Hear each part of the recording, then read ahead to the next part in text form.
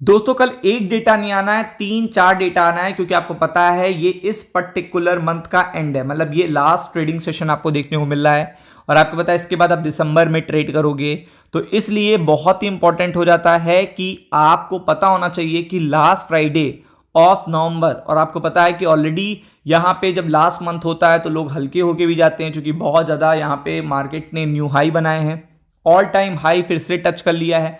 इसी पर्टिकुलर देखिएगा, जब ईयर की स्टार्ट हुई थी बिल्कुल भी अच्छी नहीं हुई थी। जनवरी भी अच्छा नहीं गया था, फरवरी भी अच्छा नहीं गया था, मार्च भी अच्छा नहीं गया था, फिर अप्रैल से थोड़ा सा बेटरमेंट आना शुरू हुआ था। तो आप देख सकते हैं उस समय जब बिकवाली चल रही थी एफआईआई की, तभी ये बताया गया था कि लाइक बहुत दूर है ऑल टाइम हाई फिर से टच करना, चूंकि निफ्टी 22,000, 23,000, 22,000, 23,000 यहां पे पहुंच गया था, और वहां से रिकवरी करना, वहां से 22,800 से रिकवरी करना, 23,000 क्रॉस करना, 24,000 क्रॉस करना, फिर 25,000, फिर 25,000 से फिर 23-24,000 पे आना, फिर इस तरीके से मोमेंटम देखने को मिले। तो ये चीजें क्या होती है, डेटा ड्रिवन होती हैं। अब फिर से आपको पता है कि अब जो प्रॉब्लम आती है वो यूएस से आती है, जब यूएस का डेटा आता है। एक तो सबसे बड़ी बात है कि ट्रेड डील में डिले हो रहा है, ये सबसे देखिएगा इंपॉर्टेंट अपडेट है, क्योंकि आपका ट्रेड डील में जितना डिले हो रहा है उतना बड़ा घाटा हमें देखिएगा अपनी करेंसी के लो की वजह से देना पड़ रहा है। 41 बिलियन का जो घाटा हुआ है वो ऑल टाइम देखिएगा डेफिसिट है, ऑल टाइम इतना कभी नहीं हुआ, मतलब पिछले 40 साल में इतना नहीं हुआ। तो आप देख सकते हैं, तो ये मल्टीपल अपडेट, यूएस जीडीपी के नंबर्स, और देखिएगा रशिया यूक्रेन और इंडिया के जीडीपी के नंबर्स, ये और जापान के इन्फ्लेशन के नंबर्स कल स्टॉक मार्केट को काफी ज्यादा देखिएगा डिस्टर्ब कर सकते हैं, प्रॉब्लम क्रिएट कर सकते हैं, क्योंकि मार्केट एक्सपेक्टेशन जब देखिएगा ऑल टाइम हाई पे होता है मार्केट, तो आपको पता है मार्केट एक्सपेक्ट बहुत ज्यादा करता है, बहुत नई चीजें एक्सपेक्ट करता है मार्केट, बहुत ज्यादा नई चीजें एक्सपेक्ट करता है। बट होता क्या है कि जब उसे उस तरीके की एक्सपेक्टेशन नहीं मिलती है तो वो प्रॉफिट बुकिंग की तरफ चला जाता है।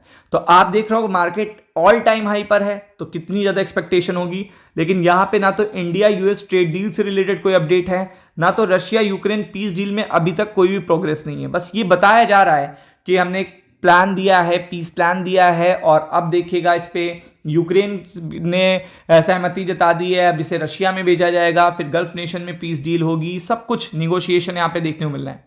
तो आप देख सकते हैं कि ये जो है अपडेट्स, जो डिले हो रहा है ट्रेड डील में, और ये जो रशिया यूक्रेन आपको बताया है कि एक मंच पे आते हैं, देन आफ्टर दैट डिस्टर्ब हो जाते हैं, क्योंकि एक तरफ वो हथियार खरीद रहे हैं और एक तरफ वो कहते हैं कि हम पीस प्लान पे एग्री हैं, और फिर तभी स्ट्राइक हो जाती है।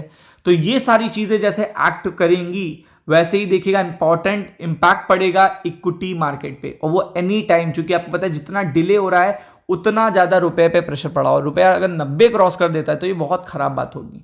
इंडिया जैसे देश के लिए इतना ज्यादा लो बनना, करेंसी इतना ज्यादा हमारा डेप्रिशिएट होना, ये स्टॉक मार्केट के लिए बिल्कुल भी अच्छी बात नहीं है। फॉरेक्स में इसका इंपैक्ट देखने को मिलेगा।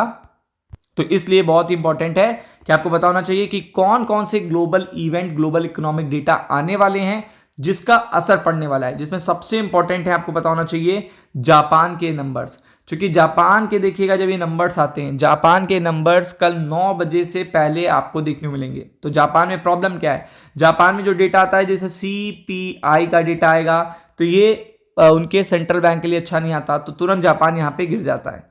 फिर अनएम्प्लॉयमेंट रेट का डेटा आएगा, ये भी अच्छा नहीं देखने को मिल रहा है। जब सीपीआई अच्छा नहीं आएगा तो रिटेल सेल अपने आप अच्छा नहीं आएगा, कंस्ट्रक्शन ऑर्डर अपने आप नहीं अच्छे आएंगे।